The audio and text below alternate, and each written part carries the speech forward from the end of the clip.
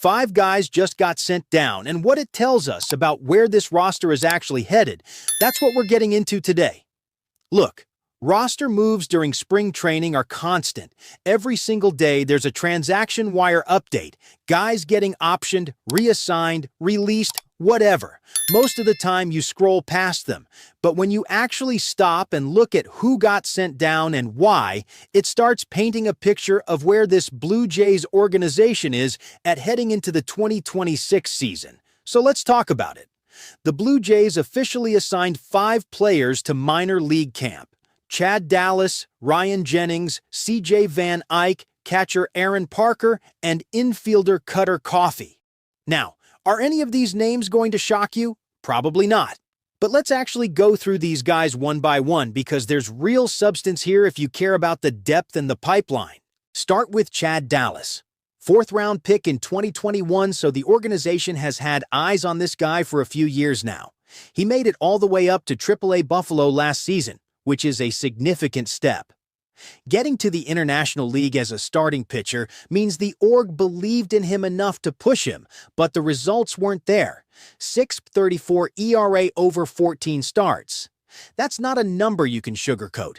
That's a guy who got exposed at the highest level of the minor leagues. Now, the question isn't whether he deserved to get sent down, because obviously he did. The question is what the developmental path looks like from here. Does he go back to Buffalo and try to fix whatever broke down last year, or does he get moved into a relief role where the stuff might play up better in shorter stints?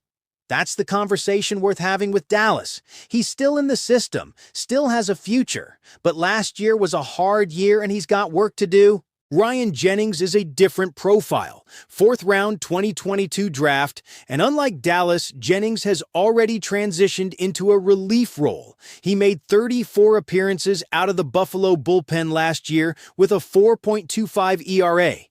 That's actually not bad at all for AAA relief. That's a guy who could be a factor. 4.25 at that level, in that many appearances, tells you he's durable, and he's at least somewhat useful against International League hitters. The reason he's back in minor league camp isn't because he failed. It's because this Blue Jays bullpen at the major league level has options ahead of him right now. But Jennings is the type of guy who, if the right injury or opportunity opens up, you could see him in Toronto. He's legitimate depth, and depth matters over a 162-game season. C.J. Van Eyck is maybe the most interesting name on this list just because of how long his path has been. 2nd-round pick in 2020. So we're talking about a guy who has been in this organization for 6 years now. 6 years. He had Tommy John surgery early in his career, which ate up a chunk of that time, but he's been grinding back. Last year, he made 20 appearances out of Buffalo, mixed role, some starting, some relieving, and posted a 4.94 ERA. Not great, not disastrous. Van Eyck is 26 years old. At some point, the org has to decide whether this is a guy who still has a legitimate shot at a big league career or whether he's a depth arm who keeps AAA innings. There's still talent there. The stuff when healthy is real, but the clock is ticking in the way it ticks for any prospect who's been in the system this long without breaking through. Aaron Parker is the youngest name on this list, 6th-round pick in 2024, so this is just his 2nd professional season. He's a catcher, which is important because catchers develop slower than almost any other position. The learning curve behind the plate is massive. Last year in Single-A Vancouver, he slashed .233, 301, 386 with 8 home runs and 36 RBIs in 63 games.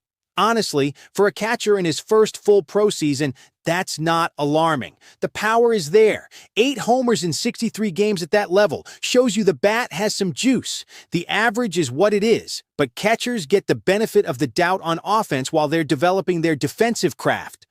Parker is nowhere near the big league conversation right now, but he's a name to file away. Check back in 2 or 3 years. And then there's Cutter Coffey. And this one is genuinely interesting because of where he came from. Coffey was a 2nd-round pick by the Boston Red Sox in 2022. He ended up in the Blue Jays system, which means Toronto saw something they liked enough to acquire him. Last year in Vancouver, he put up .273, .359, .427 with 11 home runs and 62 RBIs in 99 games. That is a legitimately good line for single A. The average is real, the on-base percentage is solid, and 11 homers with that kind of RBI production in 99 games tells you there's offensive impact here. Coffey is an infielder, so the defensive versatility helps too. Of all 5 guys sent down today, Coffey might be the one with the highest offensive ceiling based purely on what he did last year. He needs to prove it at a higher level. Double A will be the real test, but the foundation is there. Keep your eyes on him. Now let's zoom out for a second, because these 5 moves don't happen in isolation. Every time a guy gets assigned to minor league camp, it means the competition for that roster spot on the big league side is being won by someone else. The Blue Jays are still shaping what their opening day roster looks like. The rotation picture, the bullpen depth, the bench construction, all of it is still being finalized.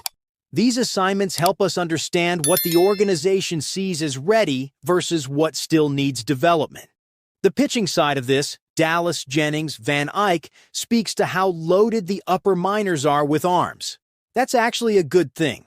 Buffalo is going to have real pitching depth this year, which means when Toronto inevitably deals with injuries or ineffectiveness at the big league level, there are guys who have logged meaningful AAA innings and can step in.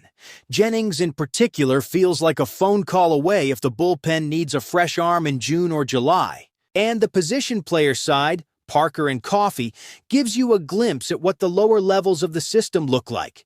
The catcher pipeline is something this organization has invested in, and Parker being in the mix at single A is part of that. Coffey coming over from Boston and immediately producing the way he did at Vancouver is a really encouraging sign for what the Jays saw in that acquisition. Here's the broader point, though. Spring training roster cuts are usually treated like they're just administrative, like it's just paperwork. But every single one of these decisions reflects organizational philosophy. It reflects what the coaching staff and front office see when they watch these guys every day. It reflects projected timelines, development needs, and big league readiness. When you assign 5 guys to minor league camp, you're not just cutting bodies. You're telling them exactly where they stand and what they need to do. The Blue Jays next play tomorrow against the Detroit Tigers, Saturday afternoon, 1 o'clock Eastern out of Dunedin. That game is going to matter too, because the guys who are still in big league camp now need to be making their case every single day. The cuts are coming faster as we get closer to opening day. The roster is tightening. The decisions are getting harder. For these 5 guys, this isn't the end of anything. Dallas goes back to prove he can handle AAA. Jennings keeps building his case as a legitimate bullpen piece. Van Eyck bets on himself one more time and hopefully stays healthy. Parker continues developing behind the plate in the low minors. And Coffey, personally, I think Coffey could be a fun story to follow this year if he goes to Double-A and keeps hitting. That's the thing about spring training cuts. Every year, a handful of guys from these lists end up having breakout seasons in the minors and forcing their way into the big league picture by mid-season. Somebody on this list could absolutely do that.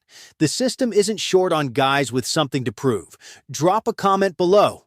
Which of these 5 do you think has the best shot at making an impact in Toronto at some point? I'd genuinely love to see where everybody's at on that. Like the video if you want more Blue Jays content, subscribe if you haven't yet, and I'll catch you in the next one. Guys just got sent down, and what it tells us about where this roster is actually headed, that's what we're getting into today.